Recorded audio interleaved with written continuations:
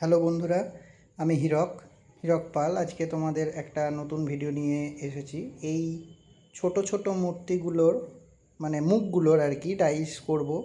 তো দেখো, প্রথমে আমি মাটি দিয়ে চারিদিকটা বন্ধ করে দিয়েছি যাতে প্লাস্টারটা কোনো রকমভাবেই বেরিয়ে না যায়।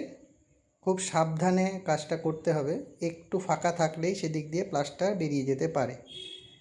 তারপর আমি এই গ্রিন প্লাস্টার, এটা যে কোনো রঙের দোকানে, মানে আমাদের এখানে নবরং আছে, বহরমপুরে নবরঙে যে কোনো দোকানে, রঙের দোকানে পেয়ে যাবে। এই গ্রিন প্লাস্টারটা অল্প জলে অল্প অল্প করে নিয়ে কিন্তু গুলে নিতে হবে। দেখো, হ্যাঁ, আর একটা কথা মাথায় রাখতে হবে যেন কোনো বাবলস না থাকে।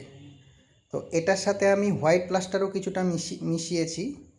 তো এই দেখো, ভালো করে এটাকে গুলে নিতে হবে, কোনো রকম বাবলস যেন না থাকে। আমার এখানে কিছু কিছু বাবলস আছে, কিন্তু যখন এটা মাটির ওপরে দেবে, অর্থাৎ এই মুখগুলোর ওপরে দেবে, সেখানে লক্ষ্য রাখতে হবে যেন কোনো রকম বাবলস না থাকে। দেখো, এই যে থিকনেসটা এই রকম করতে হবে। এইভাবে আস্তে আস্তে আস্তে আস্তে প্রথম লেয়ারটাকে দিয়ে নিতে হবে। আর তারপরে পুরোটাকে আমি কভার করে দিয়েছি। এইভাবে কমপ্লিট করেছি মুখগুলো।